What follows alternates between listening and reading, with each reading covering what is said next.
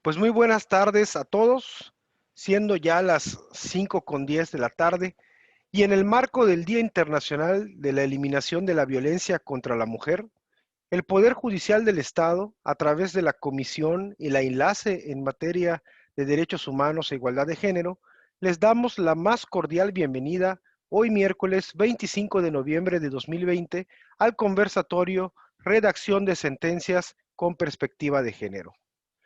Antes de dar inicio a este evento, se hace del conocimiento de todos los participantes en esta sesión que durante la disertación solo se permitirá el uso del micrófono a los ponentes de la mesa, debiendo estos esperar a que su micrófono se habilite en el cambio de turno respectivo. Los invitados a este evento deberán mantener sus micrófonos en silencio, para así evitar interferencias o ruidos y podamos escuchar de mejor forma las intervenciones de los ponentes. De la misma forma, en atención a lo dispuesto en la legislación en materia de transparencia y protección de datos personales, se informa que este evento es videograbado para su divulgación en los medios digitales del Poder Judicial y para su archivo y reproducción con fines estrictamente académicos. En tal virtud, se deja a consideración del público la visualización de su cámara. Prosiguiendo con este acto, presentamos a nuestros ponentes y anfitriones. Agradecemos la participación de los jueces del Poder Judicial, María del Socorro Tamayo Aranda, juez de enjuiciamiento en el sistema penal acusatorio, Ela Rosana Alcocer del Valle, juez del sistema de justicia familiar, María Fidelia Carballo Santana, juez del sistema de justicia mercantil. Como invitado especial, agradecemos al doctor Jorge Rivero Evia, magistrado presidente de la Sala Colegiada Civil y Familiar del Tribunal Superior de Justicia, y contaremos con la moderación de la magistrada abogada Ligia Aurora Cortés Ortega, enlace nacional en materia de derechos humanos y género del Poder Judicial, a quien cedemos el uso de la palabra. Muchas gracias, muy buenas tardes a todos. Hoy vamos a escuchar a tres grandes mujeres. Esta es una más de las acciones del Poder Judicial a favor de la eliminación de la violencia contra la mujer. Este conversatorio. En el año 2000, la Asamblea General de la ONU designa el 25 de noviembre como el Día Internacional de la Eliminación de la Violencia contra la Mujer, invitando a gobierno, organizaciones internacionales y a ONGs a tomar cartas en el asunto, coordinar actividades que eleven la conciencia pública en cuanto a la eliminación de todas las formas de violencia contra las mujeres. La campaña Únete, que culminará en el año 2030, tiene como objetivo poner fin a la violencia contra las mujeres.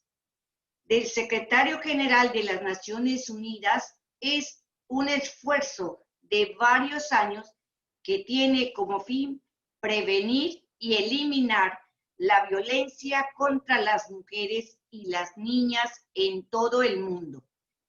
Amplifica el llamado a la acción mundial para subsanar las brechas de financiación, asegurar servicios esenciales para las sobrevivientes de violencia durante la crisis de la COVID-19, concentrarse en la prevención y la recopilación de datos que puedan mejorar los servicios para salvar vidas de mujeres y niñas.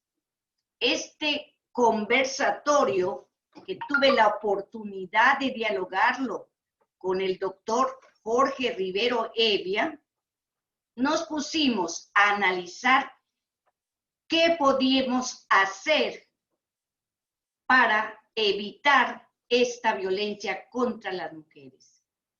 Y nos dimos cuenta, dar a conocer el valioso trabajo de nuestras compañeras en sus sentencias que dictan con perspectiva de género. Es por eso que este día, 25 de noviembre, Día de la Eliminación de la Violencia contra las Mujeres, y de acuerdo con la Ley General para la Igualdad entre Mujeres y Hombres, la perspectiva de género se refiere a la metodología y los mecanismos que permiten identificar, cuestionar, valorar la discriminación, desigualdad y exclusión de las mujeres, y se pretende justificar con base en las diferencias biológicas entre mujeres y hombres, así como las acciones que deben emprenderse para actuar sobre los factores de género y crear las condiciones de cambio que nos permitan avanzar en la construcción de la igualdad de género.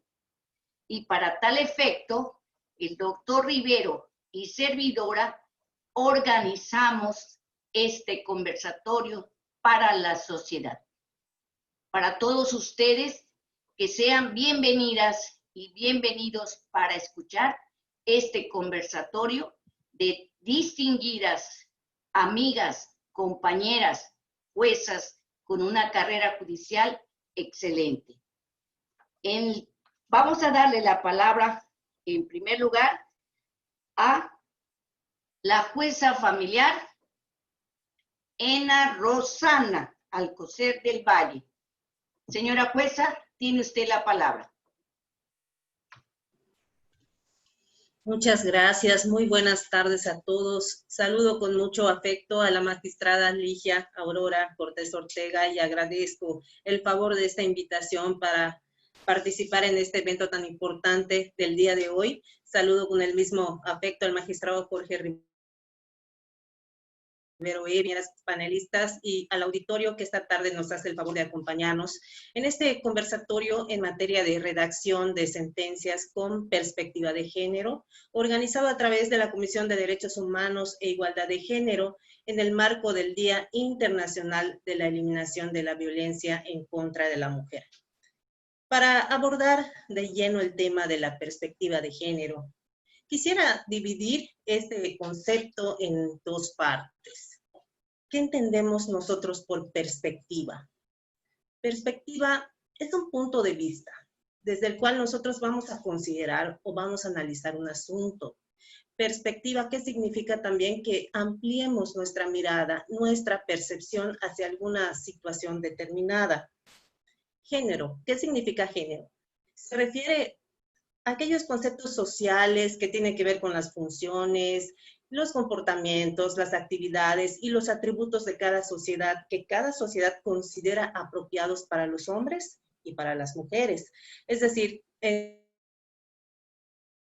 términos, hablar de género implica hablar de cómo la sociedad considera que deben comportarse ambos sexos. Ahora bien, juzgar con perspectiva de género.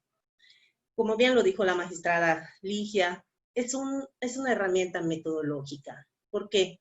Porque precisamente va a servir a los impartidores de justicia como un método que va a ayudar a identificar si en un procedimiento judicial existe alguna relación de poder, si hay una verdadera disparidad entre las partes de un procedimiento, si existe una situación de desventaja involucrada en un proceso legal, cómo influye eso en el caso concreto y cómo se puede reparar. La Suprema Corte de Justicia de la Nación, todos sabemos que ha emitido un protocolo desde ya hace algunos años para juzgar con perspectiva de género, que si bien es cierto el protocolo no resulta vinculante, lo que sí resulta obligatorio es que el juez juzgue con perspectiva de género. Y para ello, la propia Suprema Corte de Justicia ha establecido un criterio obligatorio en el cual ha establecido una serie de pasos que nos sirven a nosotros los impartidores de justicia como guía para poder emplear esta herramienta, para poder juzgar con perspectiva de género. Voy a referirme de manera muy concisa a estos pasos por considerar que son de trascendental importancia en esta tarea de juzgar con perspectiva. El primer paso que señala la Corte es identificar precisamente esas situaciones de poder que por razón de género provoquen un desequilibrio entre las partes de un procedimiento. Por ejemplo, aquella mujer que aún teniendo una carrera no la desempeñó durante todos los años de su matrimonio, porque tuvo quizá una vida de violencia al lado de su pareja, una vida de represión. Ahí vamos a empezar precisamente a identificar esa situación de poder que por razón de género provocó que esta persona se sitúe en un estado de vulnerabilidad. Ese es el primer paso, identificar. Dice la Corte también, cuestiona los hechos, valora las pruebas y desecha estereotipos de género. Volviendo al ejemplo anterior, una mujer con carrera terminada solicita alimentos. De entrada, podemos visualizar el caso desde un primer término y decir, bueno, esa mujer no creo que tenga derecho a alimentos, nada. O su misma contraparte lo puede decir, ¿sí? Ella no es vulnerable porque tiene una carrera. Ahí ya estamos estereotipando. Los estereotipos de género, recordemos que son aquellas ideas o creencias que se encuentran muy arraigadas en la sociedad sobre cuál debería ser el rol de los hombres y de las mujeres. Otro ejemplo, cuando solemos de repente estereotipar sin ampliar nuestra visión, sin diferenciar esa visión, en un juicio de guarda y custodia, digamos, una mujer está acusada por su pareja de haber abandonado a su hijo. Igual lo primero que pueda alegarse por parte de los interesados, incluso de repente de entrada, no podemos nosotros visualizar cómo pudo abandonar a su hijo. Es la mamá, es quien debe cuidarlo, no es posible que lo haya abandonado. Ahí también ya estamos estereotipando, cuando en realidad no sabemos a ciencia cierta cuáles fueron las causas que condujeron a esta persona, a esta mujer, a abandonar el domicilio conyugal. Puede ser que estemos ante un caso de violencia en el cual la mujer haya huido de esa vida de maltrato físico y emocional. En este caso, como podemos ver, estamos cuestionando los hechos, debemos valorar las pruebas tipos de género. Reitero, ampliar nuestra visión, más allá de lo que aparentemente se nos pueda estar presentando. En un tercer paso, la Corte dice, en caso de que el material probatorio sea insuficiente para aclarar ese estado de vulnerabilidad, violencia o discriminación, pues ordena las pruebas necesarias para visibilizar dichas situaciones. Sí, esta facultad, incluso a nivel constitucional, la establece el artículo 17. Todos los juzgadores que estemos inmersos en este tipo de conflictos, tenemos el deber de materializar la justicia. El juez luego entonces tiene esa facultad para recabar pruebas, la facultad constitucional, y acercarse de esta manera lo más posible a la verdad de los hechos. Finalmente es lo que perseguimos en todos los procedimientos. Dice la Corte en un cuarto punto, si existe desventaja, cuestionar la neutralidad del derecho de buscar una situación igualitaria. Muchos de nosotros, de los que estamos aquí, otros no, ¿verdad? Pero muchos de nosotros aprendimos desde la universidad que para impartir justicia había que analizar el hecho y aplicar la ley al caso concreto. Juzgar con perspectiva de género significa que ante una situación de desventaja, abramos la mente para pensar desde una visión diferenciada, ampliada. ¿Y con qué objeto? Precisamente con el objeto de materializar la igualdad de las partes en un procedimiento. En un quinto paso, dice la Corte, aplicar los estándares de los derechos humanos de las personas involucradas. En toda situación, es necesario visualizar cómo se va a estructurar el caso, precisamente a partir de una ideología de derechos humanos, cómo se va a otorgar una verdadera protección, cómo se va a hacer efectiva la tutela judicial. Ese es un deber imperante. Y como un último paso, la Corte dice evitar en todo momento el uso del lenguaje basado en estereotipos o prejuicios y sustituirlo por uno influyente que esté libre de discriminación. Cuando hablamos de un lenguaje inclusivo en cuanto al género, De lo que hablamos es de utilizarlo de una manera que no discrimine ningún sexo, género o identidad de género. Por ejemplo, solemos escuchar, ¿verdad? O decir de repente, las mujeres son madres, son amas de casa, son emocionales, son dependientes, son inestables, son sumisas, mientras los hombres pues son fuertes, son valientes, los hombres no lloran, ¿no? Como podemos darnos cuenta, ahí ya estamos utilizando un lenguaje basado en estereotipos o prejuicios. Es precisamente lo que debemos evitar. Debemos sustituir ese lenguaje por un lenguaje inclusivo. Como podemos ver, el objetivo de este protocolo para juzgar con perspectiva de género es el de hacer realidad el derecho a la igualdad, que consagra el artículo 4 constitucional, y también pues los tratados internacionales en materia de derechos humanos.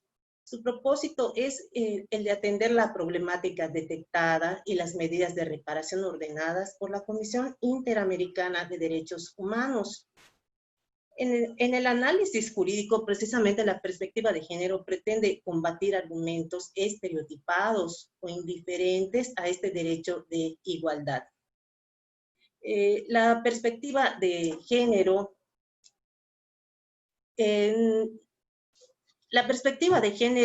implica precisamente juzgar sobre esa base del reconocimiento de la particular situación de desventaja en la cual históricamente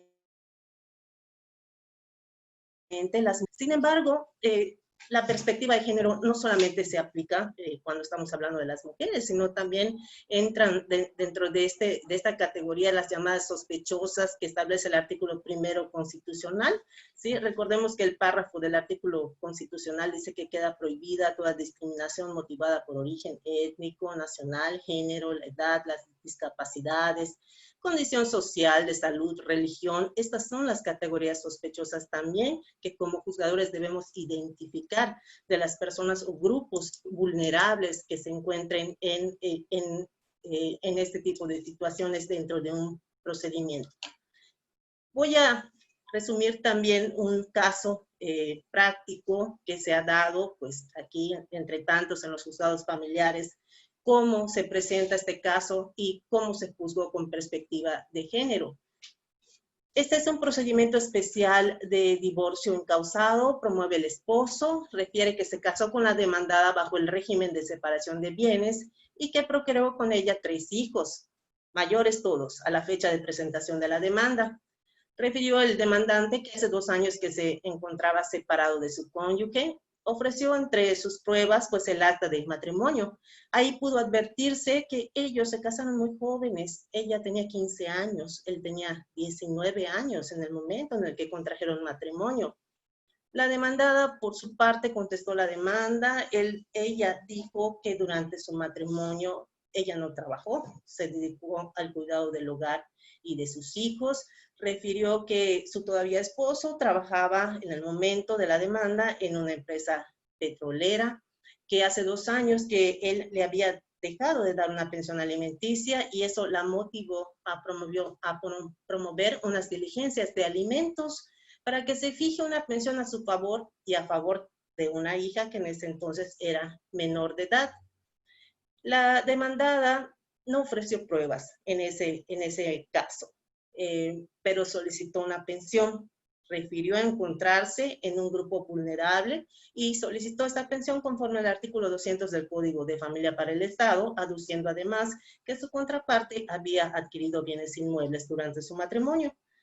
En estos términos, pues él contesta a la vista y niega la pretensión de la señora. Él dice que la señora tiene 44 años, por lo tanto, está en una edad productiva en la cual puede desarrollarse y puede trabajar, que no tiene ninguna incapacidad física y que por esa razón no le debía dar una pensión alimenticia. Este es el caso práctico que llegó en el juzgado y pues, ¿cuáles son los estereotipos de género o los prejuicios o ideas que estamos visualizando, las ideas preconcebidas en los hechos planteados o en los argumentos de las partes? Como vemos, la contraparte refirió que la señora, por el hecho de ser una persona joven, 44 años de edad, y sin ninguna incapacidad física, pues ella no tenía esa necesidad porque podía trabajar. ¿Sí? Allá ya es un estereotipo que se fue creando desde un principio por parte de la contraparte. Asimismo, ¿cómo se resolvió este caso con perspectiva de género? Bueno, ella no ofreció pruebas, pero en este caso el señor tenía el deber de ofrecer sus pruebas y acreditar que efectivamente ella no se encontraba en el supuesto de ley para recibir una pensión compensatoria, porque ella como esposa tenía la presunción de necesitar los alimentos. Después de realizar el estudio de todas las pruebas, se determinó que efectivamente esta persona sí tenía derecho a una pensión compensatoria, pero ¿cuáles fueron los elementos que se tomaron en cuenta?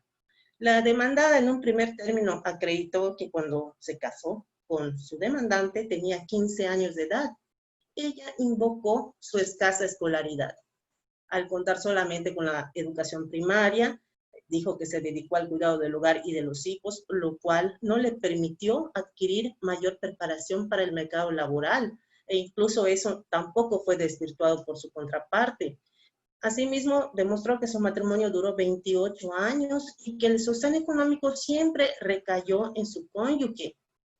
Como reiteramos, él no controvirtió estos hechos, los reconoció de manera tácita.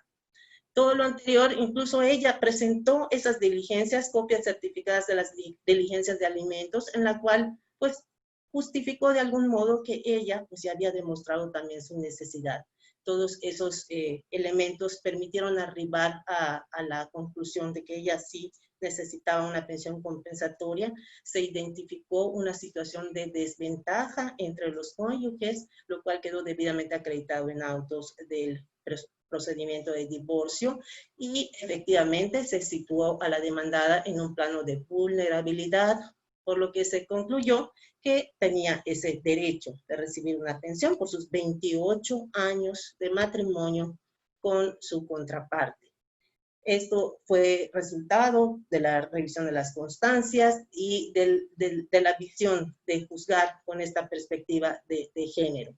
Este caso se resolvió de esta forma, tomando en consideración las particularidades de esta persona, las faltas de oportunidad que tuvo para dedicarse al mercado laboral en un momento dado, su corta edad al momento de contraer matrimonio, y bueno, se estableció la pensión compensatoria para ella.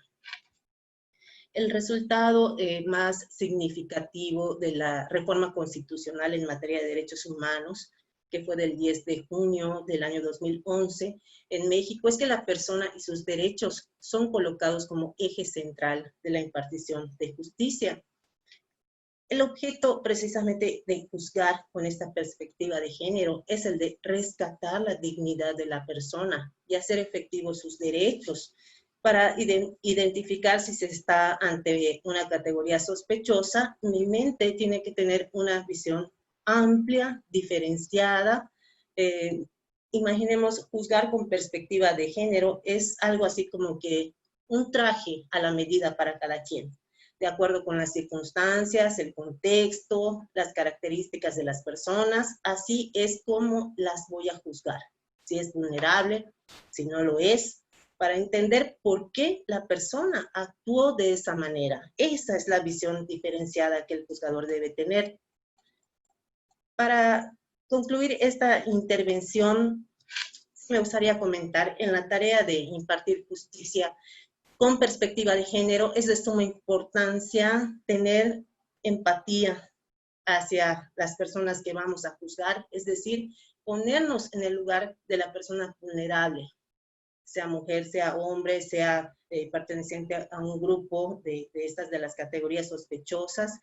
Es cierto que la Constitución habla del derecho a la igualdad, pero esto es desde el punto de vista formal. Lo que nos interesa a los que impartimos justicia es que esa igualdad se materialice, evitar la vulneración de los derechos y hacer posible que en una sentencia se respete de manera efectiva la dignidad de una persona. Este protocolo para juzgar con perspectiva de género que emite la Suprema Corte, en resumen, te dice, analiza los hechos, juez, entiende cuál es el contexto del asunto, identifica si hay una relación de disparidad, aplica el derecho desde una visión dimensionada, no desde la aplicación estricta de la ley. Como mencionamos con anterioridad, muchos de nosotros pues fuimos educados en ese sentido, de que tenemos que juzgar el hecho concreto, juzgar con perspectiva de género significa de manera más simple cambiarme y ponerme en el lugar en el que tú estás. Mi visión va a cambiar si empiezo a analizar el caso desde tu situación particular.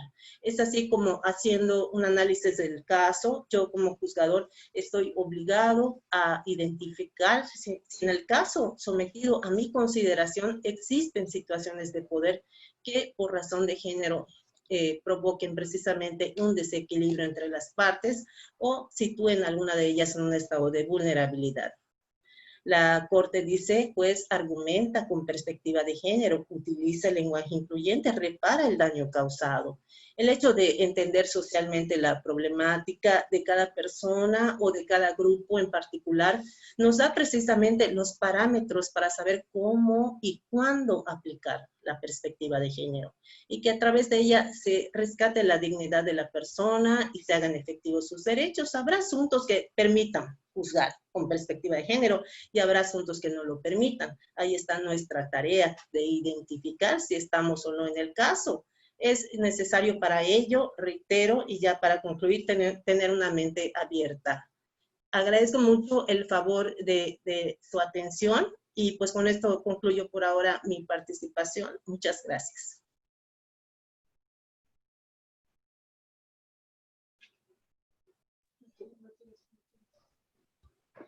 Excelente, Ena, toda la experiencia, esta gama tan importante que acabas brevemente de relatar. Le doy la palabra al doctor Jorge Rivero para que nos dé su interesante opinión también. Doctor Rivero, tiene la palabra.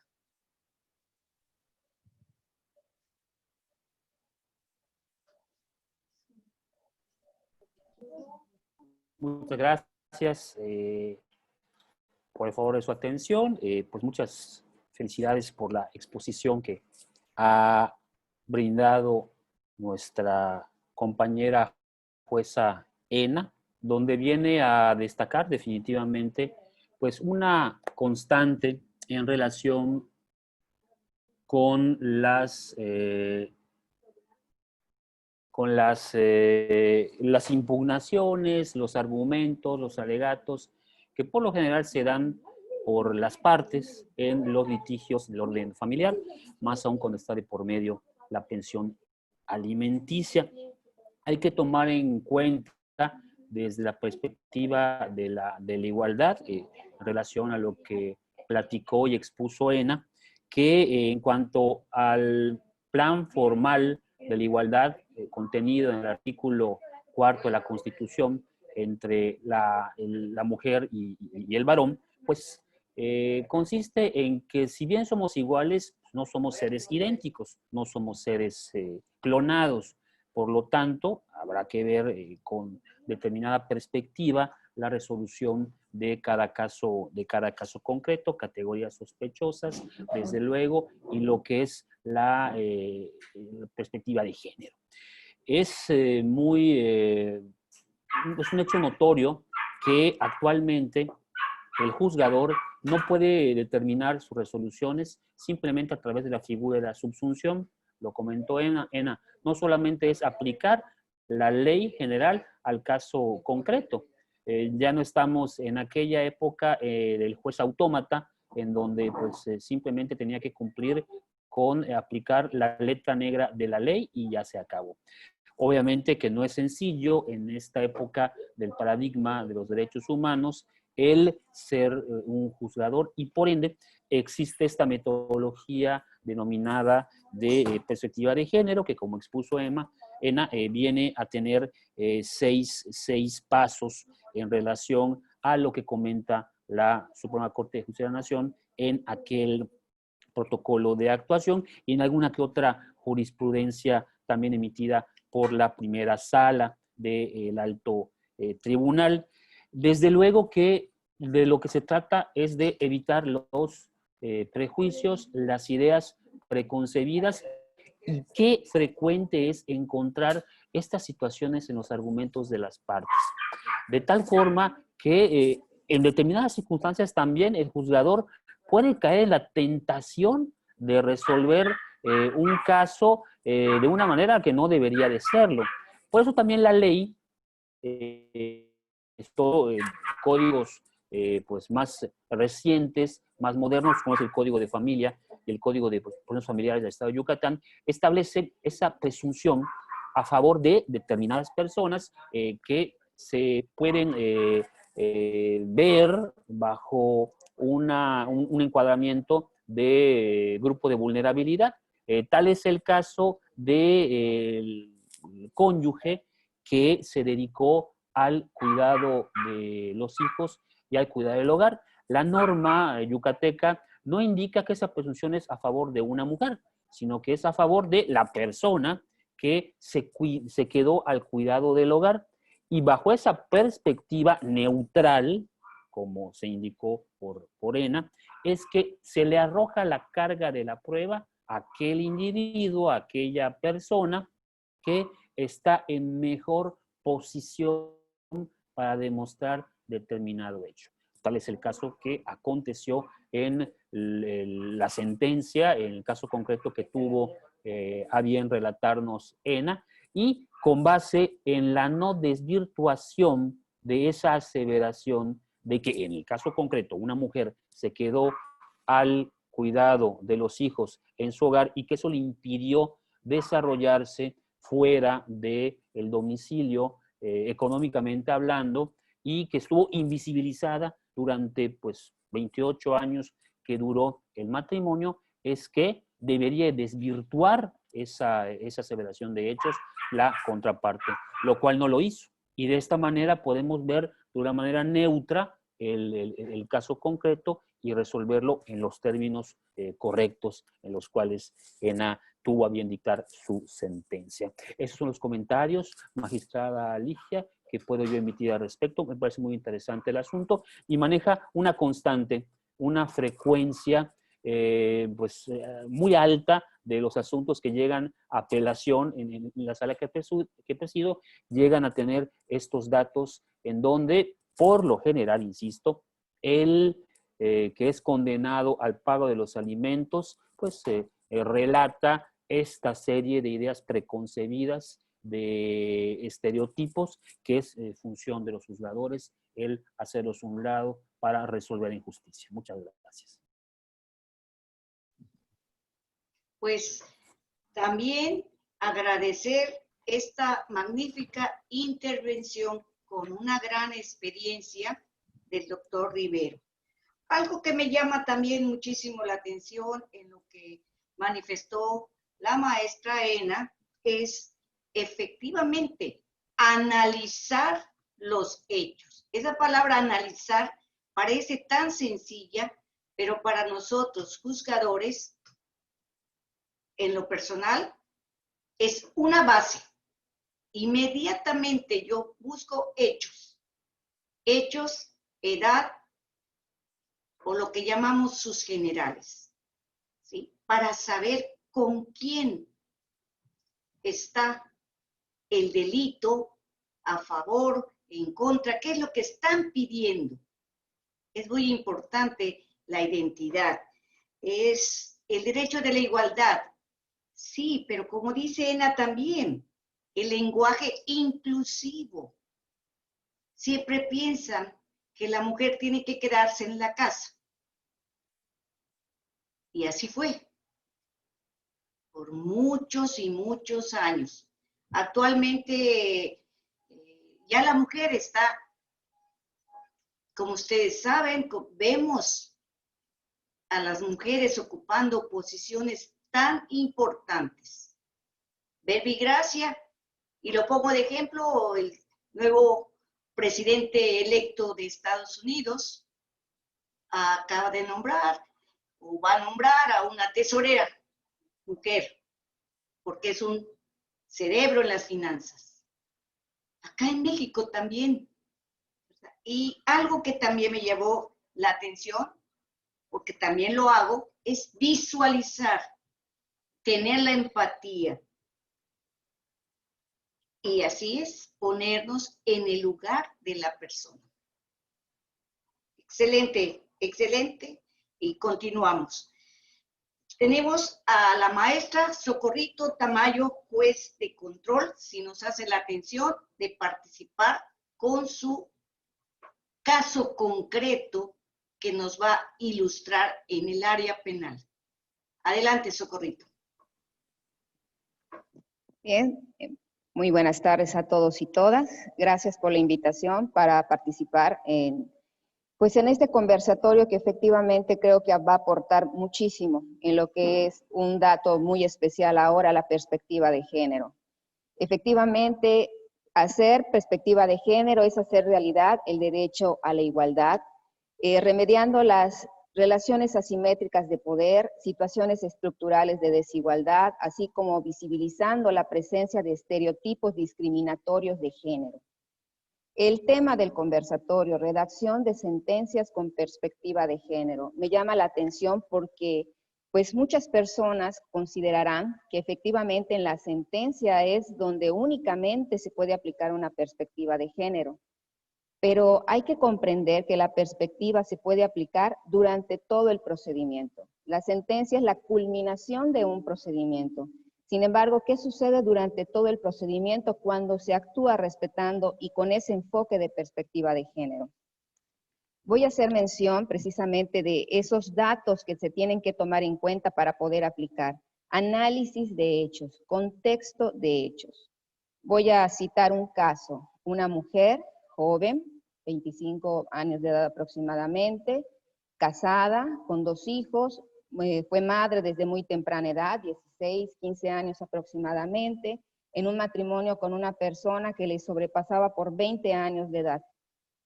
Se lleva todo el procedimiento, excelente el procedimiento en todas las etapas previas a la audiencia de juicio oral. Sin embargo, una vez que ya el asunto está a consideración del tribunal que integro, pues decide ejercer el derecho a declarar.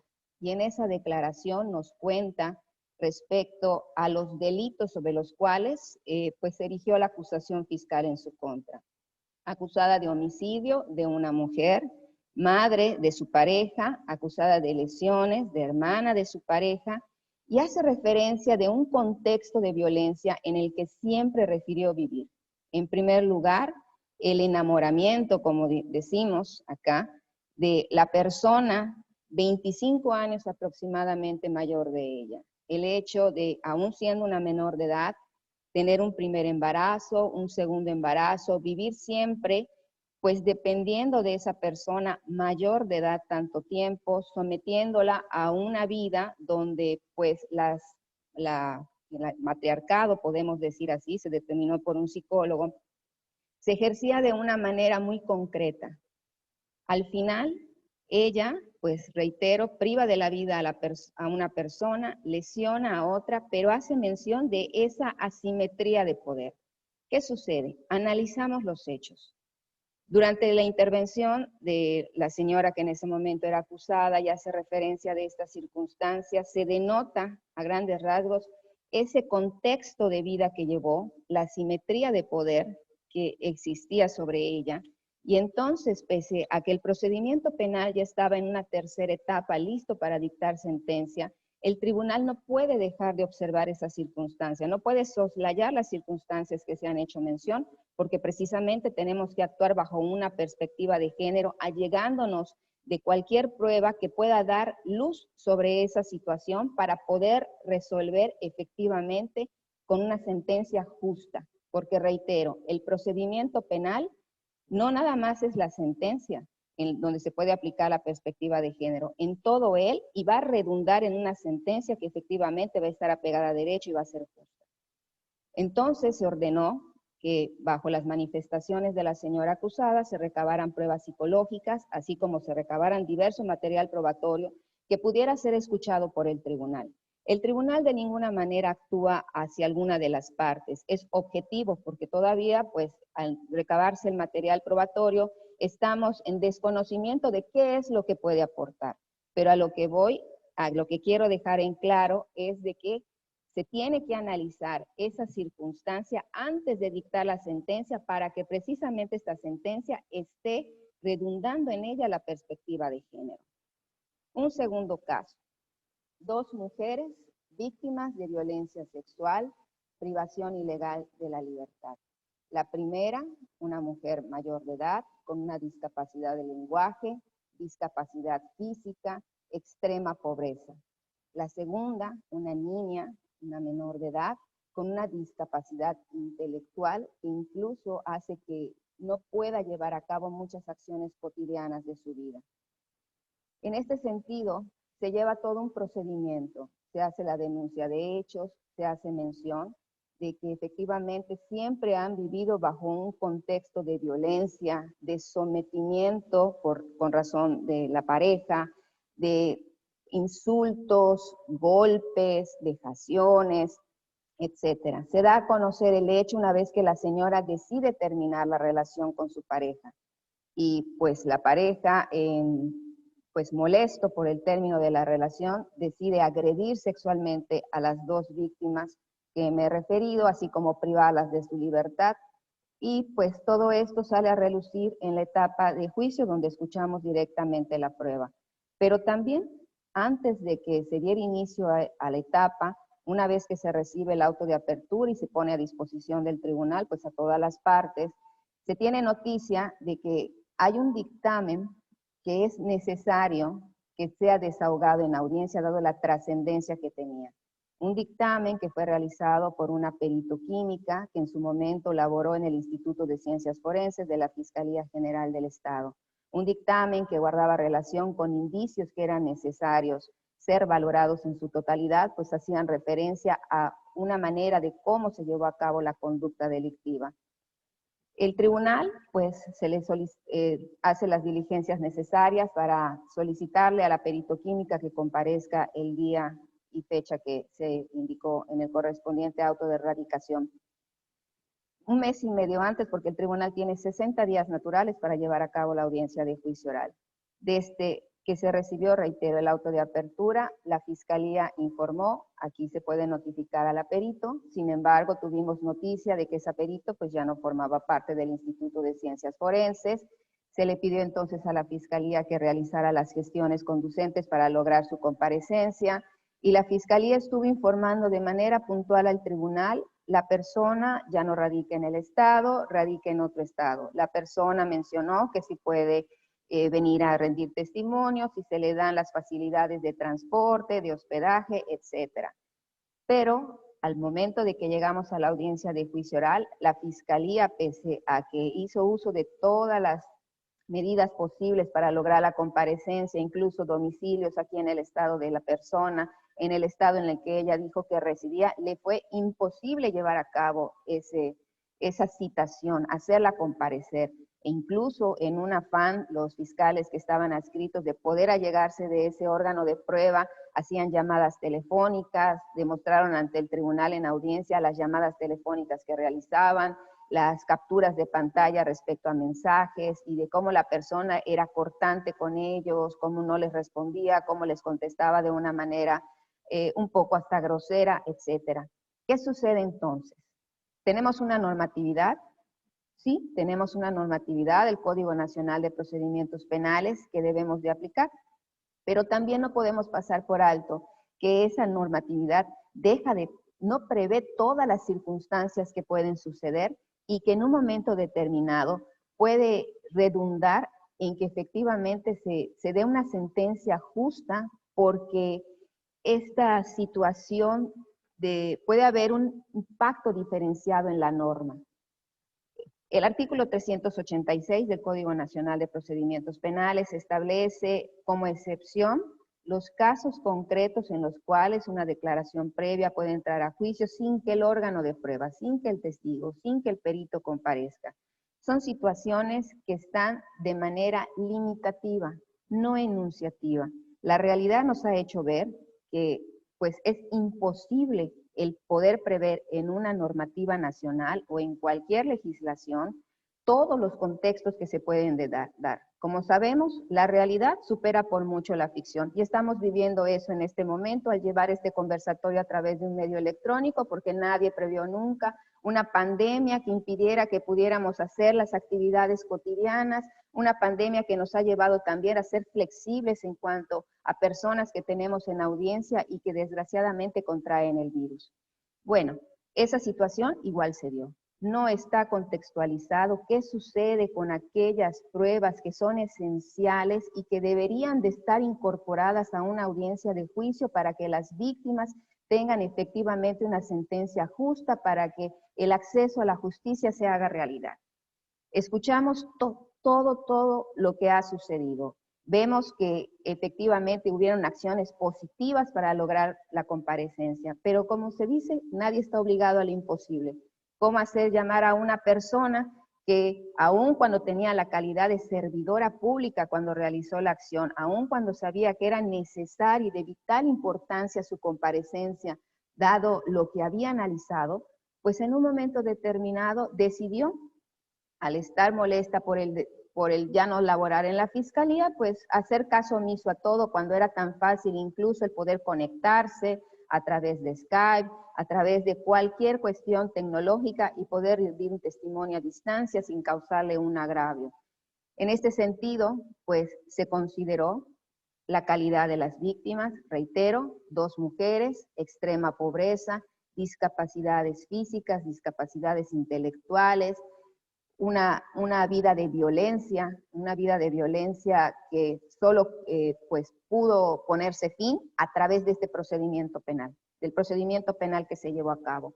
Entonces, toda vez que esa norma tenía un impacto diferenciado porque no va a haber una condición de igualdad. Yo tengo esta prueba, pero no la puedes escuchar, tribunal. A mí me beneficia porque no la vas a escuchar. Entonces, aquí está un choque de derechos, que es lo que se debe de analizar. Eso vamos a hablar.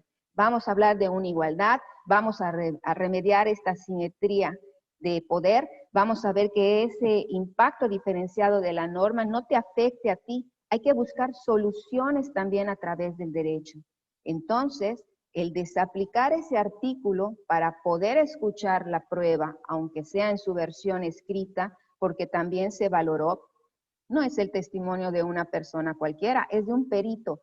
El dictamen correspondiente ya se realizó. El perito se desacredita a través de la experticia que tiene, de sus conocimientos, etc. Aquí se tomaba en cuenta, pues queremos escuchar qué exactamente es el resultado de esta pericial que guarda relación con indicios que son necesarios sobre los cuales incluso las víctimas directas se pronunciaron. Y todo esto es la valoración, sobre todo tomando en consideración que en un momento determinado se tienen que utilizar instrumentos efectivos para que las víctimas también, al momento de acudir a una sala de audiencias, sobre todo en la materia penal, que como se dice es un drama porque efectivamente hay 2 partes en conflicto por asuntos que pues han redundado en bienes jurídicos, en patrimonios, etcétera, pues esa facilidad que se les dio a ella para acceder a la justicia y sin embargo se iba a coartar. En este sentido, reitero, la consideración fue desaplicar la norma para que en un justo trato, en una igualdad y no en una cuestión diferenciada se pudiera escuchar el resultado. ¿Qué sucede también en un tercer caso de una mujer, niña, 12 años de edad, que sale a la luz que había sido objeto de violaciones constantes porque estaba embarazada? Resulta este caso un poco complejo de comentar en el sentido de que no ocurrió ahora, ya analizándolo con el paso del tiempo, pues podíamos ver soluciones distintas, dado toda esta cuestión de perspectiva de género que se ha estado allegando a nosotros. Una niña, 12 años, con un embarazo y se señala como responsable a su padre.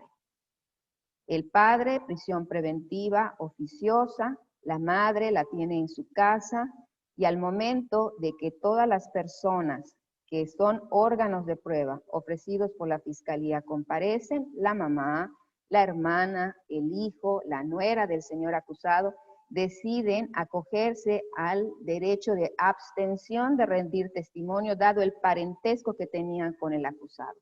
¿Qué sucede entonces? Y mencioné al principio que era un caso complejo de comentar, porque en ese momento, dada la cuestión, como surgió todo, no pensamos el tribunal en desaplicar esa facultad de abstención, tomando en consideración la calidad de la niña, su edad, la situación que en ese momento vivía. Sin embargo, consideramos de que, pues, sabemos que cuando una menor de edad, un menor de edad está en un domicilio, la figura materna es una figura muy especial, la figura paterna también, los hermanos mayores que uno, y se consideró que entonces ese testimonio debería de salvarse de cualquier situación también que estuviera viciada con una asimetría de poder hacia ella. Se pidió entonces que el tribunal, a la Procuraduría de la Defensa y el Menor y la Familia, que se hiciera cargo de la menor de edad, también procurarle psicólogos, un medio adecuado para poder explicarle que era necesario que ella efectivamente rindiera un testimonio, que estuviera en una situación, viviendo en un lugar donde no sintiera una presión social, porque ella era objeto de derechos, ella tenía derecho a ser escuchada, tenía derecho a acceder a la justicia y tenía derecho a que se emitiera una sentencia justa.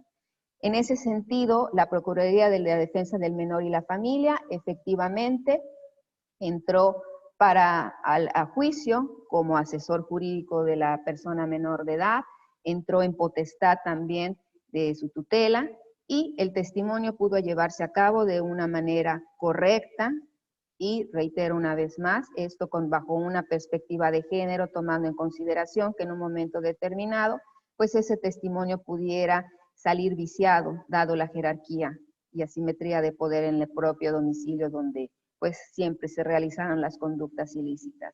Son 3 ejemplos que quiero mencionar, que efectivamente, pues, como dije, todo lo que se realizó no se hizo nada más en la sentencia, se hizo dentro del procedimiento. Se tomó en cuenta la perspectiva de género para poder llegar a una sentencia justa. Precisamente la abogada Ena hacía referencia de una jurisprudencia, también el magistrado Rivero, la 2011-430 de la primera sala de la Suprema Corte de Justicia de la Nación, donde se hace referencia del acceso a la justicia en condiciones de igualdad, elementos para juzgar con perspectiva de género. Y me quiero referir a esto. En la parte conducente establece, para ello el juzgador debe tomar en cuenta lo siguiente. Primero, identificar primeramente si existen situaciones de poder que por cuestiones de género den cuenta de un desequilibrio entre las partes de la controversia. Segundo, cuestionar los hechos y valorar las pruebas desechando cualquier estereotipo o prejuicio de género a fin de visualizar las situaciones de desventaja provocadas por condiciones de sexo o género. Tercero, en caso de que el material probatorio no sea suficiente para aclarar la situación de violencia, vulnerabilidad o discriminación por razones de género, ordenar las pruebas necesarias para visibilizar dichas situaciones, que es lo que sucedió en el caso de la joven que mata a la suegra y lesiona a la cuñada. Cuarto, de detectarse la situación de desventaja por cuestiones de género, cuestionar la neutralidad del derecho aplicable, así como evaluar el impacto diferenciado de la solución propuesta para buscar una resolución justa e igualitaria de acuerdo al contexto de desigualdad por condiciones de género. Aquí se detectó una situación de desventaja respecto a la cuestión del derecho aplicable. Quinto, para ello debe aplicar los estándares de derechos humanos de todas las personas involucradas, especialmente de los niños y niñas. Los niños también tienen derecho a la verdad, los niños también tienen derecho al acceso a la justicia. Por ello, las resoluciones con que se pronunció el tribunal. Y sexto, considerar que el método exige que en todo momento se evite el uso del lenguaje basado en estereotipos o prejuicios, por lo que debe provocarse un lenguaje incluyente, con el objeto de asegurar un acceso a la justicia sin discriminación por motivos de género. Y con razón a esto último, quiero manifestar que estos foros verdaderamente son importantes porque aunque pareciera mentira, todavía tenemos litigantes que desconocen estas situaciones.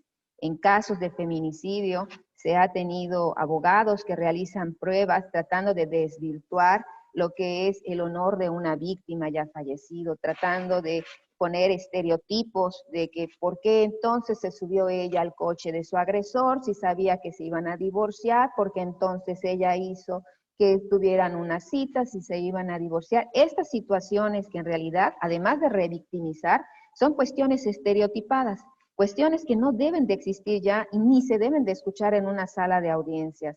Entonces creo que efectivamente estos foros son necesarios, son útiles para que la gente pueda comprender que la perspectiva de género no es nada más algo que existe y veré si se aplica o no. Es algo que existe y se debe de aplicar precisamente. Bueno, creo que he culminado con mi tiempo para respetar el tiempo de los demás. Muchas gracias. Muchísimas gracias, Socorrito. Las palmas para las dos, porque realmente cuando se habla de la mujer es importante, pero cuando se habla de de los ataques, de los delitos hacia los niños, hacia las niñas, pues, ojo. Le damos la palabra al doctor Jorge Rivero para que nos exprese su valiosa opinión y comentario. Doctor. Sí, muchas gracias. Efectivamente, tal como lo planteó Socorrito, el tema en cuanto a la exposición que realizó viene a darnos lo que se conoce como la delimitación progresiva del proceso, en atención a que pues, una sentencia se va construyendo pues, justamente con los datos de prueba, los medios de prueba, y que ya luego se valoran en una sentencia. Tal pareciera ser que en materia penal el juez es un juez mucho más limitado que en otras materias, en virtud del sistema acusatorio, que no le permite en todos los casos el tener una actividad de oficio, salvo en tratándose de derechos del menor y desde luego en estas cuestiones de perspectiva de género, como bien comentó Soco, vino aquí en el deber de conducción del proceso que tienen los juzgadores, inclusive en esa división bipartita, ¿no?, del enjuiciamiento penal, donde hay un juez de control que se encarga de hacer las veces de la instrucción, ¿no? Y con base en el sistema acusatorio, quien instruye no puede juzgar, pues todos conocemos que el Tribunal de Enjuiciamiento será quien emita la sentencia y aparentemente solamente se sienta a presenciar todas aquellas pruebas que ya han sido admitidas, ordenadas para preparar por el juez de control en la etapa intermedia, a fin de que ya se desahoguen en la etapa de juicio oral. Muy interesante en que en relación con la metodología ya apuntada por la Corte en ambas exposiciones de mis compañeras juezas, es que hay facultades ex oficio en atención de un interés superior, a fin de que esas relaciones asimétricas de poder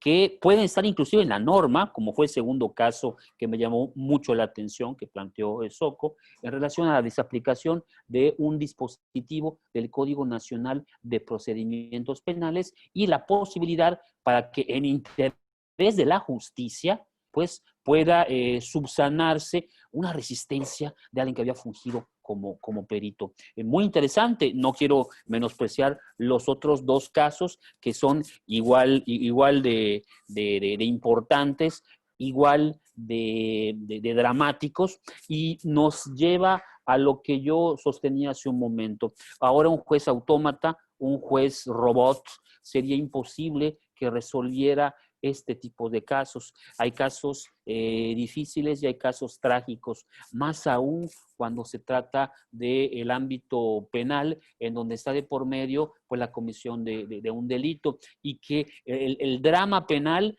se observa desde lo que es la perspectiva también del sujeto activo del delito como de la víctima de él mismo. Y estos tres casos vienen también a darnos cuenta de que esta perspectiva de género, perdón, puede darse tanto en víctima, a favor de una víctima o a favor de un victimario. Muchas gracias. Es cuanto, magistrada Ligia.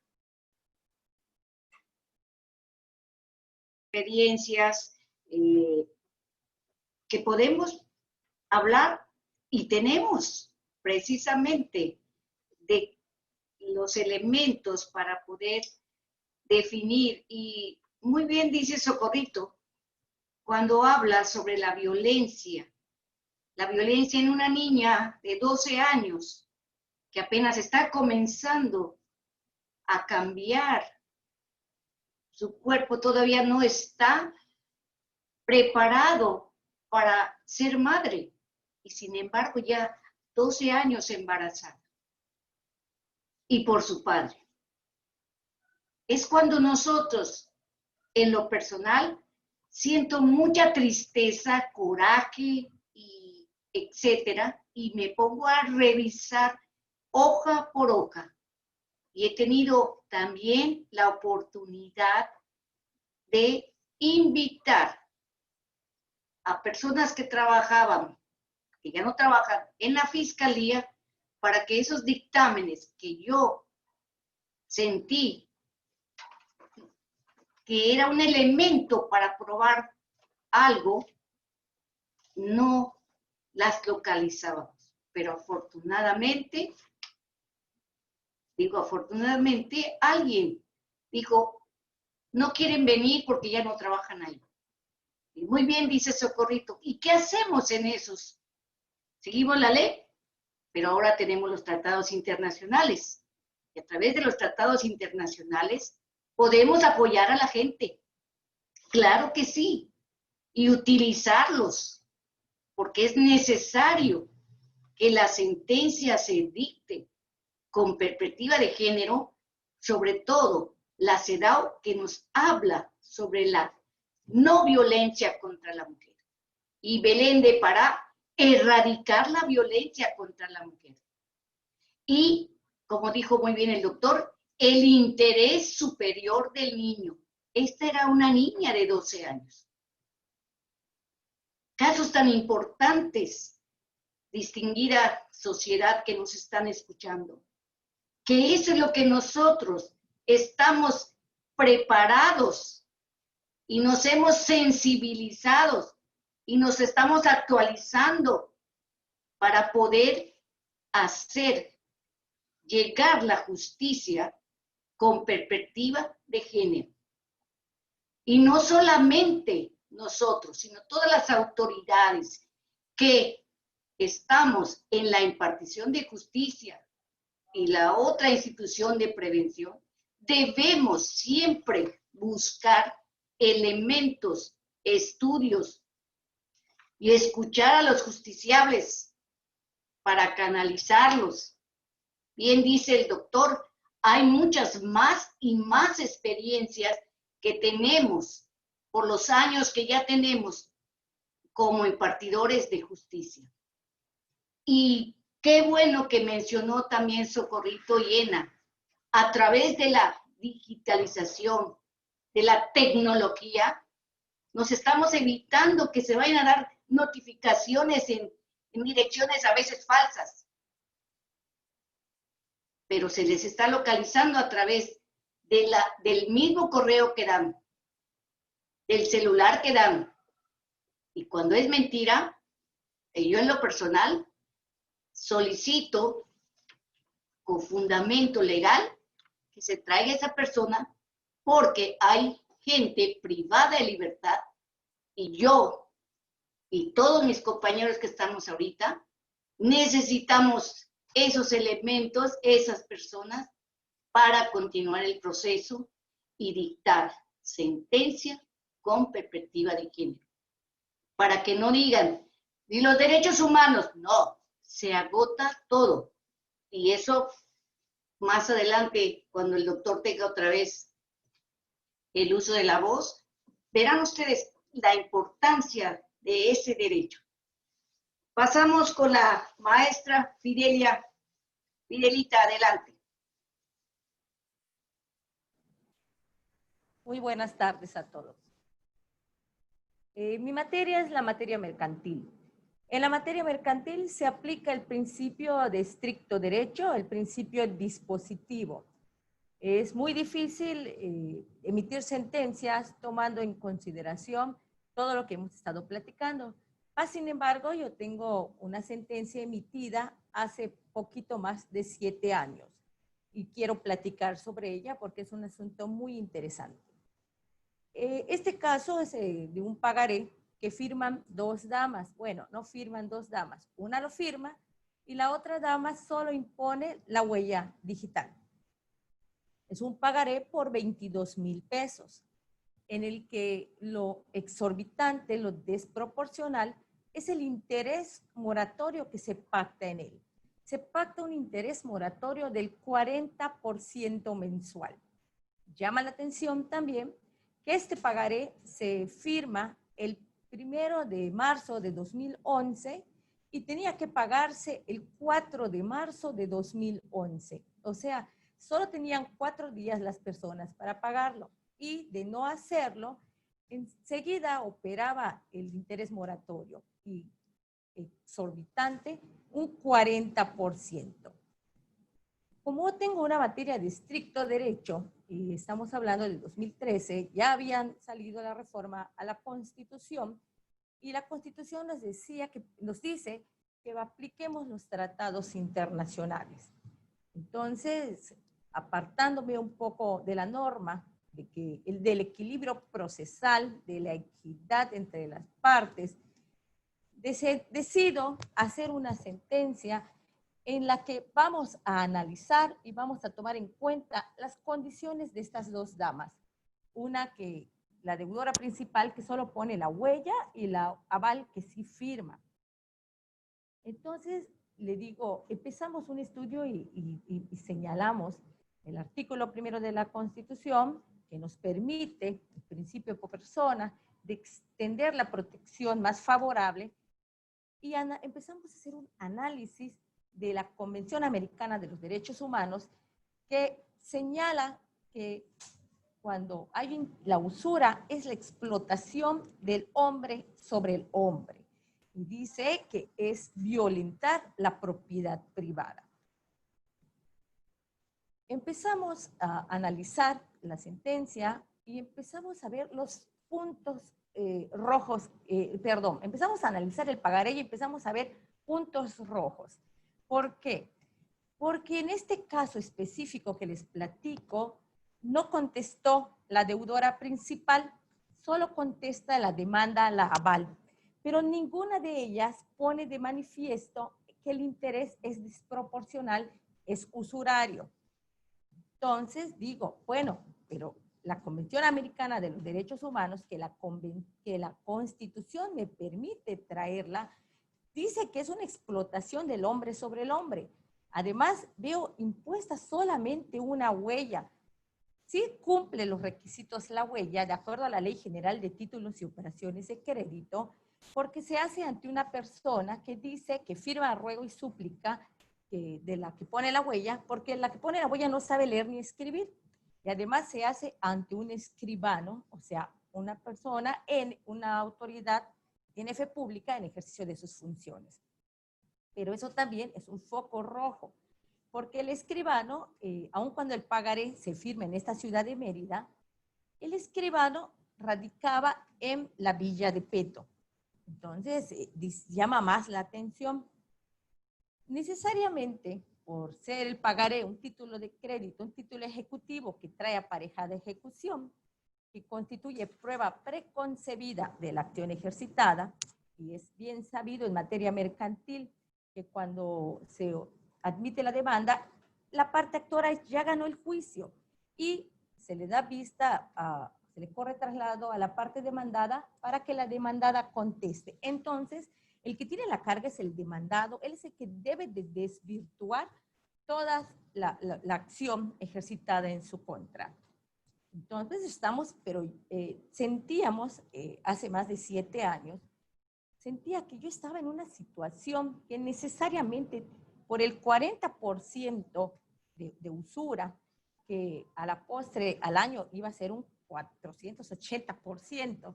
O sea, iba a pagar 4 veces más el valor y luego saqué la cuenta al mes, eran 8,800 pesos. Si estas dos damas solo pidieron 22,000 pesos y a los 4 o 5 días del día que les dieron el dinero o del día que firmaron el pagaré, ya estaban obligadas a empezar a pagar intereses, tenían ellas que pagar 8,800 pesos, cuando ellas solo habían prestado 22,000 pesos. Entonces, decido apartarme un poquito de los principios que rigen mi materia mercantil.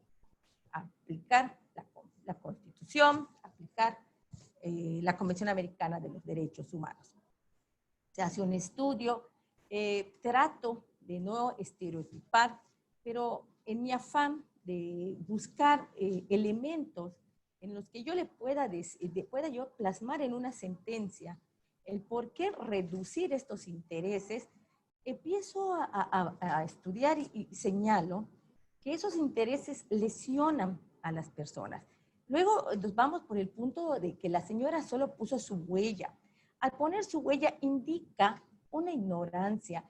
Si bien está firmado o puesta la huella ante un escribano, no le explicaron los alcances de firmar un pagaré con un 40% de interés mensual.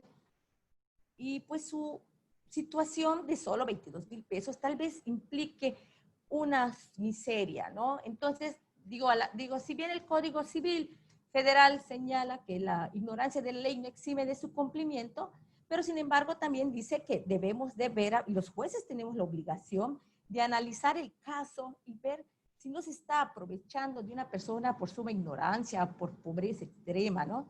Entonces, por allá sigo manifestándolo y lo seguimos poniendo en la sentencia. Y sin conste que ya les dije que no contestó la demanda la persona que puso la huella digital. Solo contestó la demanda el aval, pero el aval nunca señala que los intereses son usurarios. Entonces, yo empiezo a estudiar este asunto en forma oficiosa. Y le voy diciendo, sí, explotación sobre el hombre. Además, acá hay una violencia que se está ejerciendo en cuanto a la propiedad privada de las dos damas que firman ese pagaré. Luego, al no buscar elementos de decir hasta qué punto reducir los intereses, pues hago un análisis de los intereses que consagra el Código de Comercio, que es el 6% anual, y el Código Civil, que dice que es un 9% anual, pero como la materia es mercantil, pues sostengo que se van a condenar al pago de intereses al 6% anual.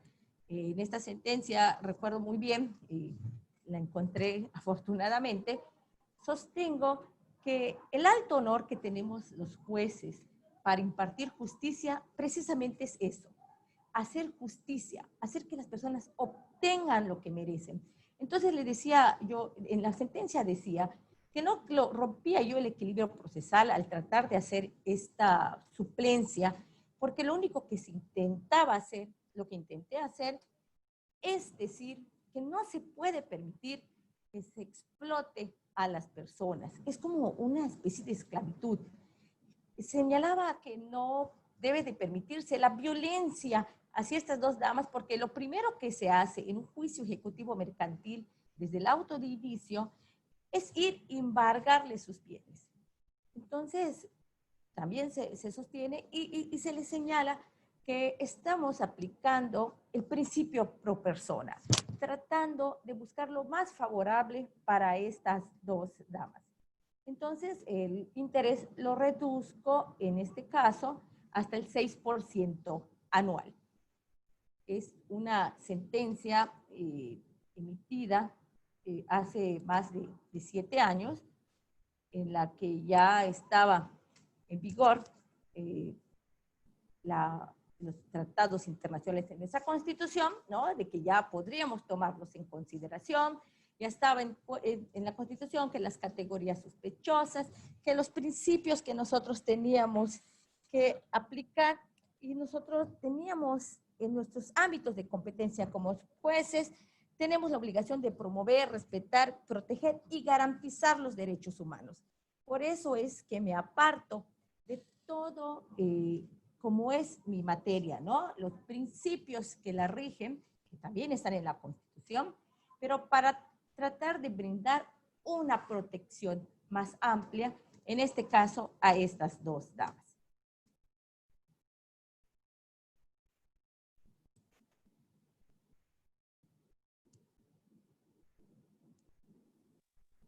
¿Ha terminado? Esto es en cuanto a la sentencia, ¿cómo fue emitida, abogada? Bien, muy importante lo que nos acabas de narrar. A mí sí me gustaría, maestra Fidelia, preguntarle si la persona se ampara y el sentido de la sentencia ya le llegó o llegó. Sí me gustaría, porque a veces cuando dictamos una sentencia con todo lo que usted acaba de mencionar de la justicia, de los derechos humanos, el interés legal, la deudora no sabía leer ni escribir, tiene una huella, el escribano en peto y aquí se firma el pagaré.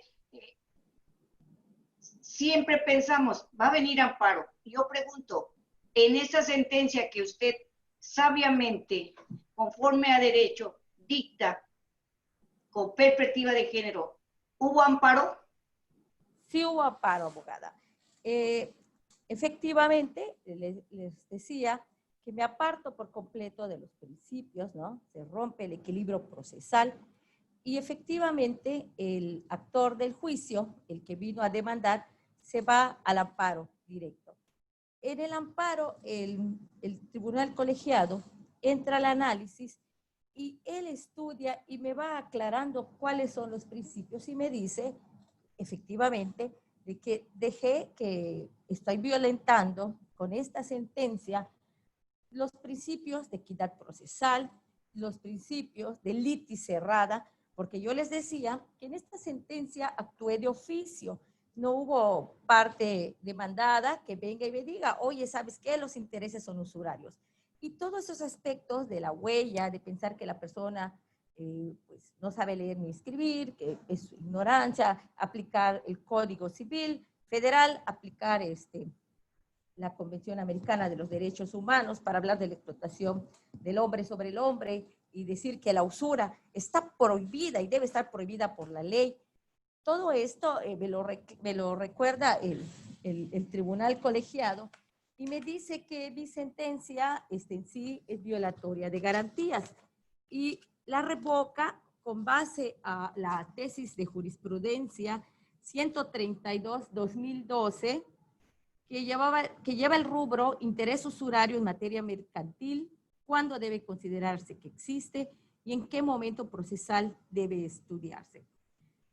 Entonces, me dice el federal que violé el equilibrio procesal y la litis cerrada que rige los juicios mercantiles. Y me llama mucho la atención, me llamó mucho la atención y esto deja en mí una huella muy profunda cuando ya me dice que yo deje insubsistente el fallo, que yo deje la condena en capital, que yo deje la condena a costas y todo, y que solo analice de nueva cuenta el interés moratorio y que yo deje el interés moratorio y que condene al pago del 40% mensual. Dejo huella en mí muy profunda y me voy a permitir leerles después de que me dice que ya procedió esto y me precisan que debo dejar firme el 40% de intereses moratorios, cuando dice esto. A todo lo anterior, cabe agregar que el interés moratorio establecido en el presente asunto, en el documento base de la acción, a razón del 40% mensual, es sumamente usurario y desproporcionado, atentatorio de la dignidad humana, ya que se traduce en un porcentaje del 480% anual del adeudo. Es decir, que tendría que pagar 4.8 veces su valor, convirtiéndose de este modo en una forma de explotación humana. O sea, el tribunal colegiado recoge todo lo que había yo manifestado en mi sentencia y lo concluye al final. Pero termina precisando estas 3 líneas. Sin embargo, es de señalarse también que este órgano jurisdiccional no es un tribunal de conciencia, sino de derecho, cuyas resoluciones deben ajustarse al marco normativo determinado por la Constitución General del país, los tratados internacionales, las leyes secundarias y los criterios jurisprudenciales. Y en base a eso, pues es que adoptó esta decisión de revocar mi sentencia y condenar a estas 2 damas al pago del 40% de interés moratorio. Esta sentencia, la mía y la del colegiado, datan de 2013. Y el tribunal colegiado se apoya, como les dije, en la jurisprudencia 132. Mas, sin embargo, actualmente, en 2014, la Corte se aparta de esa jurisprudencia 132 y emite la jurisprudencia que lleva el rubro pagaré. El artículo 174, párrafo segundo de la Ley General de Títulos y Operaciones de Crédito, permite a las partes la libre convención de intereses con la limitante de que los mismos no sean usurarios, y hace una interpretación conforme de la Constitución y abandona la jurisprudencia 132, que esa es la jurisprudencia que le sirvió al tribunal colegiado para revocar mi sentencia.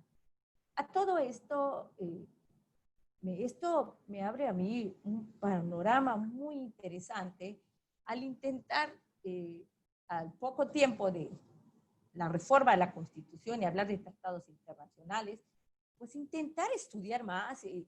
Gracias al abogado Rivero me inscribo al diplomado para juzgar con perspectiva de género y empiezo a tomar cursos y cada vez que hay una oportunidad, ahí estoy aprendiendo, ¿no? Porque yo intenté hacer, antes de todo esto, una primera sentencia analizando todo esto, aspectos, y en mi caso, ¿no? Que ni me fueron puestos, no hubieron hechos de tal forma, ¿no? No contestaron, no dijeron nada, pero sin embargo, del propio pagaré y sacando cuentas, advertía yo lo desproporcional de los intereses. Y sobre todo, me golpeaba mucho que la dama hubiera puesto nada más su huella digital, ¿no? Entonces, todo esto me decía, tienes que resolver de acuerdo al principio pro persona, tienes que aplicar tratados internacionales. Acá hay una violencia contra estas damas económica, una violencia patrimonial. Pero afortunadamente ahora, ya de oficio, en todas mis sentencias, estoy obligada a estudiar estos montos de intereses. Se analizan si son desproporcionales o no. Cuando no, se hace el estudio y se le dice no.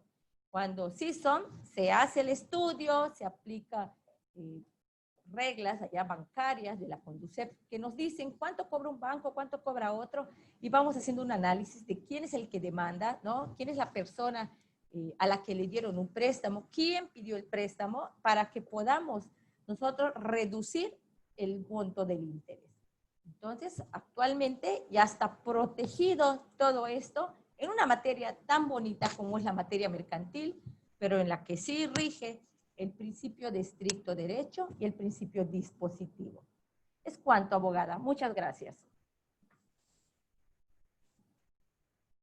En que tú dictaste tu sentencia con los elementos de derecho mercantil, a ti te pareció tu criterio tan importante de la cantidad solicitada y lo que había que pagar en 3 o en 4 días, ¿sí?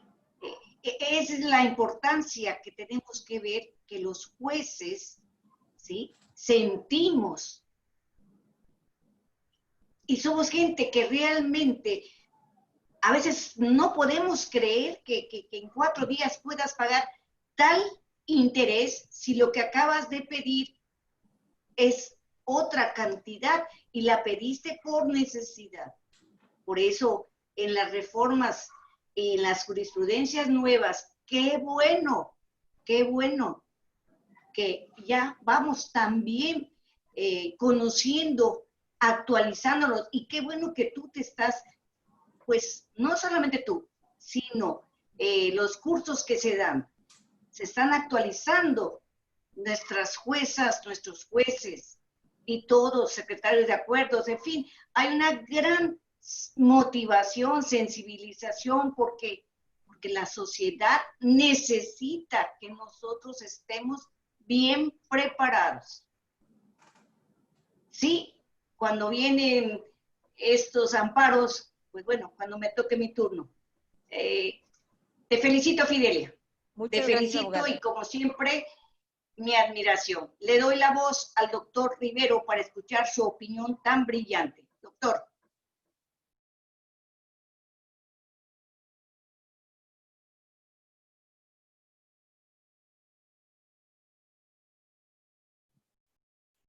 Muy bien, muchas gracias. Sí, desde luego, el asunto de mérito viene a darnos cuenta de que, bueno, si se hubiera resuelto el día de ayer esto ante tribunales colegiados de circuito, ante tribunales federales, pues otra cosa hubiera sido. Recordemos que hay un diálogo jurisprudencial. La cuestión es control de convencionalidad nos vino a sorprender a todas y a todos. Muchos la sitúan desde la reforma de 2011. Perdón. Sin embargo, el control de convencionalidad no tiene su origen en la reforma a la Carta Magna de ese año. Viene desde 2004, cuando la Corte Interamericana de Derechos Humanos resuelve el caso Almonacid y Arellano, y con base en algo que había sido años anteriores un voto razonado, un voto razonado o particular de nuestro egregio juez mexicano ante la Corte Interamericana, don Sergio García Ramírez, que en el caso de Mirna Macchang hablaba ya en primer orden de lo que era una especie de control de convencionalidad que tendría que hacerse cuando una norma de un país estuviera en contra del sentido y fin de la Convención Americana de Derechos Humanos. Y no es sino por el caso Radilla, entre otros, que ya en 2009 resuelve la Corte Interamericana, que llega a nosotros, los mexicanos, la manera de cómo cumplir con una sentencia de ese Tribunal Supranacional. Y es que la Corte, pues, comenzó de cambiar la tesis del control difuso de constitucionalidad, que a pesar de que el artículo 133 de la Carta Magna lo permite totalmente desde la Constitución del 57, pues cambia lo que es la jurisprudencia para poder darle pues, un cobijo a ese control difuso de constitucionalidad, y tenemos por ende un control mixto tanto de constitucionalidad como de convencionalidad en nuestro país. Por una parte, control concentrado, y por otra parte, control difuso. Ello nos llega ahora desde el punto de vista de que la perspectiva de género es un tema transversal, además. No tiene solo aplicación en la materia civil, solamente en la materia penal o en la materia mercantil. Por allá, cuando compartí con mis contactos lo que es el tema del día de hoy, la invitación que tuvo a bien hacerme llegar la magistrada Ligia, pues alguien, no faltó quien cuestionara lo que ahora expuso la abogada Fidelia. ¿Qué tiene que ver la perspectiva de género con la materia mercantil? Yo le comenté a esta persona, pues inscríbete para que escuches de qué se trata. Es algo transversal. Lo transversal es algo que no tiene cabida en una sola rama jurídica. Por ejemplo, la materia civil también es materia de estricto derecho, así como la mercantil. Y si ustedes tienen la curiosidad de checar, por ejemplo, el Prudence, que es la compilación de los precedentes de las salas del Tribunal Superior de Justicia de nuestro estado, podrán advertir que hay obligatorios y también aislados en el tema de materia civil. Por ejemplo, el primer control de convencionalidad ex oficio que realizó la sala fue precisamente en el tema de interdicto de obra nueva, descalificando la fase de emplazamiento y ordenando por ahí que, de acuerdo con el artículo 8º de la Convención Americana, se otorguen mayores garantías judiciales a la parte demandada para que pueda conocer de qué se le acusa y por qué se le acusa de construir en un terreno que supuestamente en apariencia sería ajeno. Nada más por poner un ejemplo. Otro ejemplo viene siendo también el tema del non bis in idem, que es propio de la materia penal, que se ha medido también según tesis precedente obligatorio de la Sala Colegiada Civil y Familiar, en aplicación en la materia civil también, cuando por una parte se pretende cobrar un pagaré en un juicio mercantil, pero la misma deuda se pretende ejercitar en el ámbito civil, en un juicio hipotecario. Por poner igual dos ejemplos. Bueno, vamos a hablar del tema de la abogada Fidelia, en donde, pues sí, mi conclusión es que si hoy se hubiera resuelto ese asunto, o el día de ayer, en tribunales federales, otro gallo cantaría. Definitivamente también los compañeros federales, dentro de ese diálogo jurisprudencial, pues cada vez más van comprendiendo, junto con nosotros, desde luego, autoridades de instancia, cómo es este nuevo paradigma de los derechos humanos, desde luego la perspectiva de género, y también que ese control de convencionalidad es ex oficio, y así lo dice la sentencia Radilla, y la sentencia Radilla es vinculante para México, a pesar de que pues, en el primer momento en el cual nos llegó al sistema la manera de cumplir con las sentencias de la Corte Interamericana de Derechos Humanos, pues realmente no sabíamos mucho cómo hacerle. La experiencia, desde luego, nos va a ir indicando ya en 9 años posterior a la reforma y 10 años después de este 910 varios, que fue cuando el entonces ministro de la Corte, presidente Ortiz Mayagoita, llevó al Pleno pues el caso Radilla para ver cómo se cumplía, pues hemos avanzado muchísimo, con tal de obtener ese paradigma ideal de la justicia, esa síntesis de justicia que tenemos en el mundo actual, que son los derechos humanos. Y desde luego, la perspectiva de género forma parte de ese nuevo paradigma de justicia en nuestra nación. Muchas gracias, magistrada. Sería mi participación al respecto. Doctor, yo siento que las acciones que se están promoviendo para la eliminación de la violencia contra la mujer es importante porque la mujer está en las diferentes áreas. Hoy tocamos el área penal, familiar y mercantil. ¿Por qué? Porque al hacer un breve consenso con justiciables, me manifestaban esto que acaba de plantear la maestra Fidelia. La necesidad con el COVID, están pidiendo y pidiendo préstamos. Y esos préstamos, al no poderlo pagar porque no hay trabajo, están en conflictos familiares porque no hay trabajo de ninguno de los dos.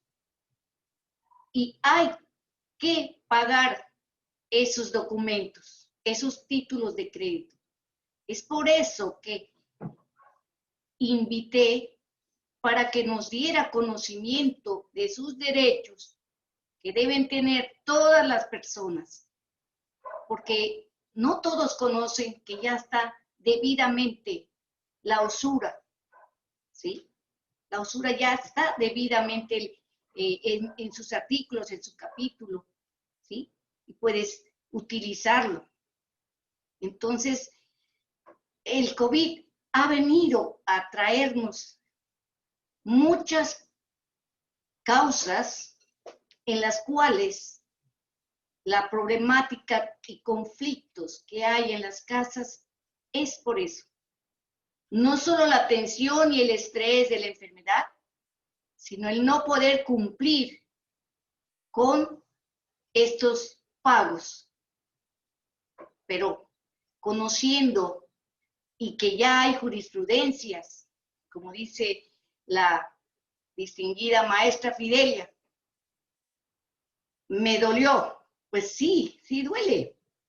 Como dice también la maestra Socorrito, de cómo tratar de localizar a esta química, porque como jueza ella tiene responsabilidad de que se lleve un debido proceso y es necesaria la presencia de esta distinguida química que dio el dictamen. Las pruebas, los hechos, las pruebas y el fundamento legal para poder dictar una sentencia con perspectiva de género. Y la maestra Ena, con la experiencia en familiar, nos ha dado una importante resolución de casos concretos, sobre todo cuando es custodia. Y ahora otra vez vuelvo a mencionar el consenso que se hizo para dar este conversatorio, es porque están suscitándose ya, desde que comenzó el COVID, divorcios, la tutela, la custodia, el sufrimiento de los niños, de los jóvenes. Ha transformado nuestra vida familiar el COVID. Los jueces tienen más en familiar, más acciones, porque se dan cuenta de realidades que son ciertas, tanto por una parte como por la otra.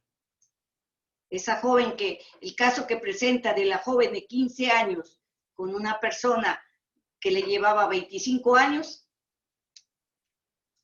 y después de 28 años de casados, con hijos, el hombre acepta todo y la mujer, pues bueno, emprender una nueva vida. Todas estas cuestiones que nos están sucediendo por el COVID, tenemos que superarlas. Las audiencias, dice la maestra Socorrito, las audiencias que se llevan y de que da miedo de que se puedan contagiar. No solamente ellas, ellos, los que estamos participando.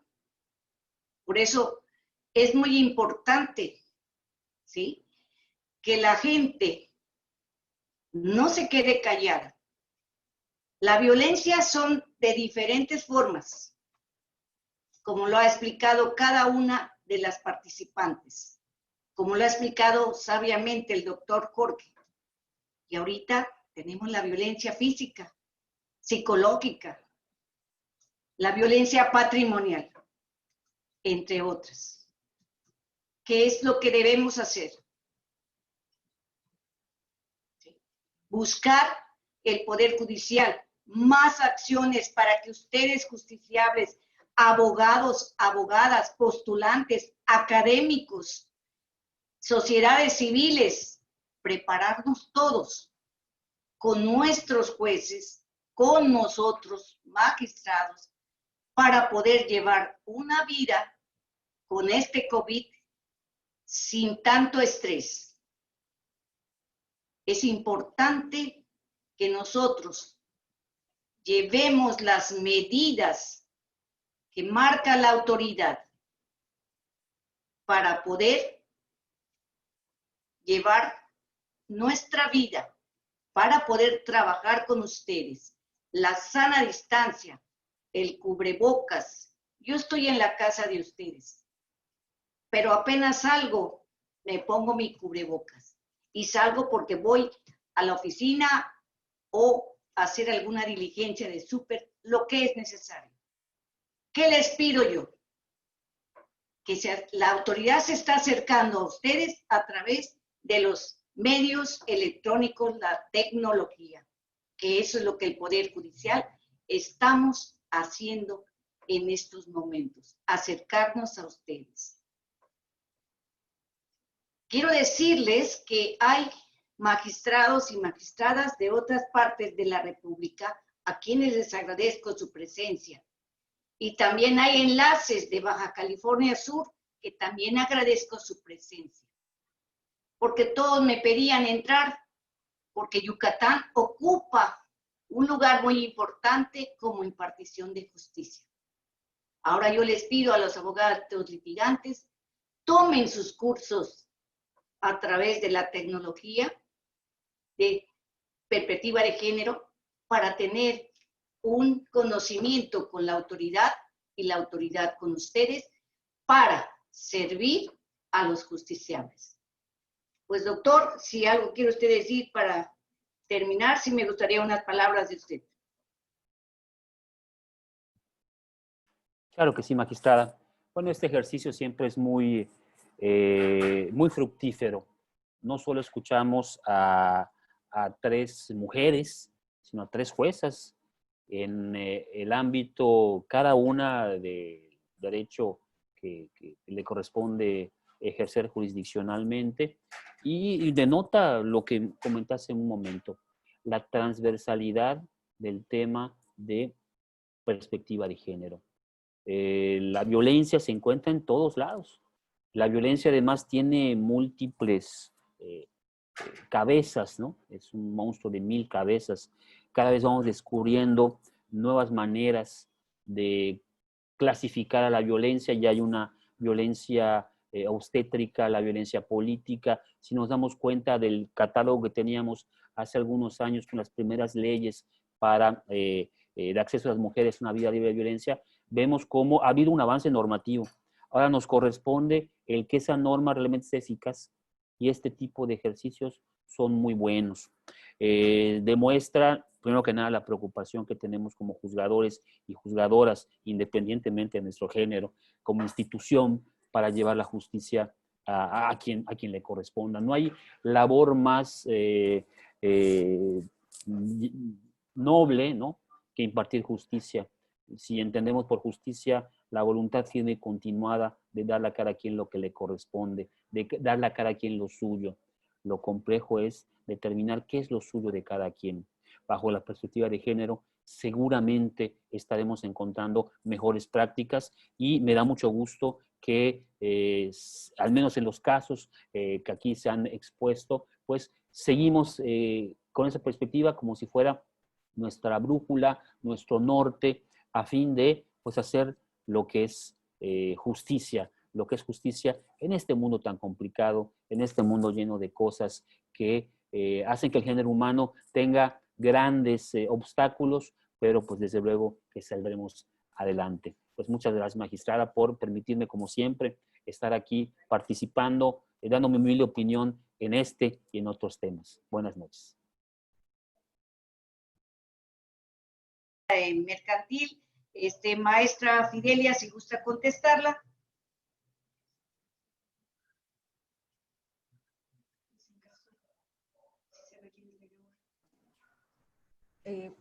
Buenas tardes, magistrada. Tengo una pregunta en el chat. Sí, abogada. La Ajá, pregunta dice, en el caso de la sentencia mercantil y al advertir usura, el juzgador debe denunciar los hechos al Ministerio Público, como lo ordena el artículo 222 del Código Nacional de Procedimientos Penales. Pregunta el licenciado Javier Cabrera. Mira, qué interesante pregunta. Fíjate que no estamos obligados nosotros a denunciar los hechos al Ministerio Público. En el caso de usura en materia mercantil, lo vemos como una lesión, como un vicio del consentimiento por aprovecharse por la suma ignorancia, por la extrema pobreza, por la aplicación del Tratado Internacional de la Convención Americana de Derechos Humanos. No lo vemos desde el punto de vista como delito. Esa sería mi respuesta. Gracias, abogada. Abogada Ligia. Tenemos otra pregunta para la maestra Socorrito.